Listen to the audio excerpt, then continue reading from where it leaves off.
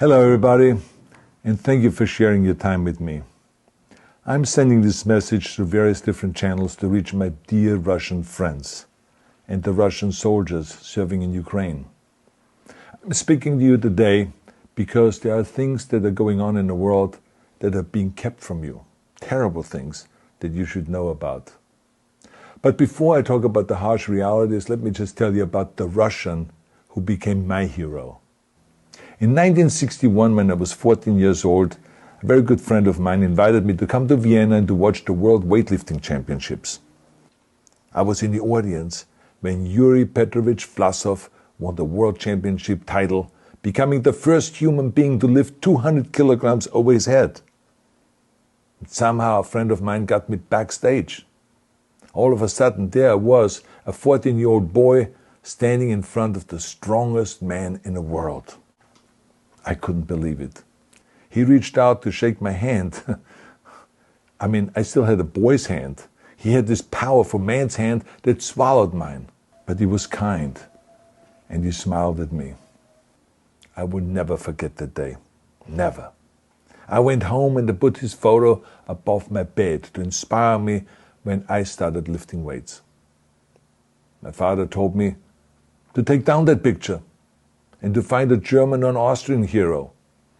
He got really angry, and we argued back and forth. He didn't like Russians because of his experience in the Second World War.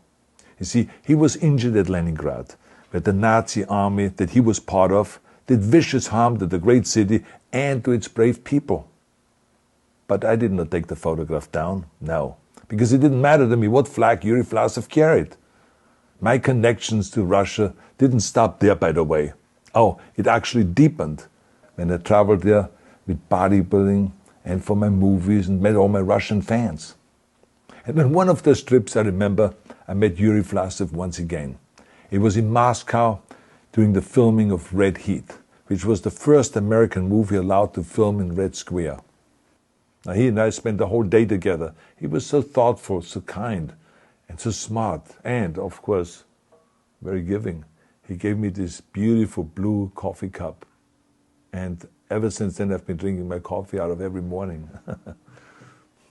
Now, the reason why I'm telling you all of those things is that ever since I was 14 years old, I've had nothing but affections and respect for the people of Russia. The strength and the heart of the Russian people have always inspired me. And that is why I hope that you will let me tell you the truth about the war in Ukraine and what is happening there. No one likes to hear something critical of the government, I understand that. But as a longtime friend of the Russian people, I hope that you will hear what I have to say. And may I remind you that I speak with the same heartfelt concern as I spoke to the American people when there was an attempted insurrection on January 6th last year, when a wild crowd was storming the US Capitol, trying to overthrow our government. You see, there are moments like this that are so wrong, and then we have to speak up. And it's exactly the same with your government. I know that your government has told you that this is a war to denazify Ukraine. Denazify Ukraine? This is not true. Ukraine is a country with a Jewish president, I might add, whose father's 3 brothers were all murdered by the Nazis. You see, Ukraine did not start this war. Neither did nationalists or Nazis. Those in power in the Kremlin started this war. This is not the Russian people's war. No. As a matter of fact, let me tell you, what you should know is that 141 nations at the UN voted that Russia was the aggressor and called for it to remove its troops immediately. Only 4 countries in the entire world voted with Russia. That is a fact. See, the world has turned against Russia because of its actions in Ukraine. Whole city blocks have been flattened by Russian artillery and bombs, including a children's hospital and a maternity hospital. 3 million Ukrainian refugees, mainly women, children, and elderly, fled their country, and many more are trying to seek to get out. It is a humanitarian crisis. Because of its brutality, Russia is now isolated from the society of nations. You're also not being told the truth about the consequences of this war on Russia itself. I regret to tell you that thousands of Russian soldiers that have been killed. They have been caught between Ukrainians fighting for their homeland and the Russian leadership fighting for conquest. Massive amounts of Russian equipment have been destroyed or abandoned. The destruction that Russian bombs are raining down upon innocent civilians has so outraged the world that the strongest global economic sanctions ever taken have been imposed on your country. Those who don't deserve it on both sides of the war will suffer. The Russian government has lied not only to the citizens, but to its soldiers. Some of the soldiers were told they were going to fight Nazis. Some were told that the Ukrainian people would greet them like heroes, and some were told that they were simply going on exercise. They didn't even know that they were going into war. And some were told that they were there to protect ethnic Russians in Ukraine. None of this is true. The fact is that Russian soldiers have faced fierce resistance from the Ukrainians who want to protect their families and their country.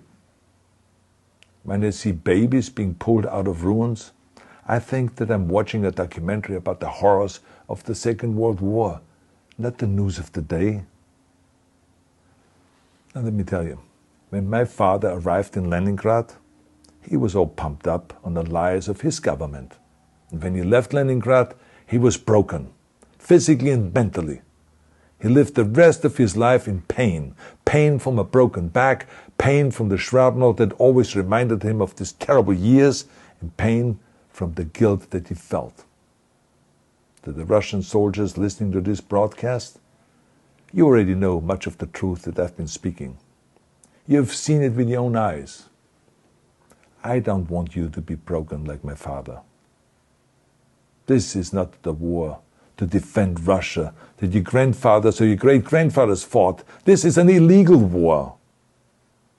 Your lives, your limbs, your futures are being sacrificed for a senseless war condemned by the entire world. Now, to those in power in the Kremlin, let me just ask you, why would you sacrifice those young men for your own ambitions? To the soldiers who are listening to this, remember that 11 million Russians have family connections to Ukraine. So every bullet you shoot a brother or a sister. Every bomb or every shell that falls is falling not on an enemy, but on a school, or a hospital, or a home. I know that the Russian people are not aware of such things are happening. So I urge the Russian people and the Russian soldiers in Ukraine to understand the propaganda and the disinformation that you are being told. I ask you to help me spread the truth. Let your fellow Russians know the human catastrophe that is happening in Ukraine. And to President Putin I say, you started this war. You are leading this war. You can stop this war. Now, let me close with a message to all of the Russians who have been protesting on the streets against the invasion of Ukraine. The world has seen your bravery. We know that you have suffered the consequences of your courage. You have been arrested, you have been jailed, and you have been beaten. You are my new heroes. You have the strength of Yuri Petrovich Vlasov. You have the true heart of Russia. My dear Russian friends, may God bless you all.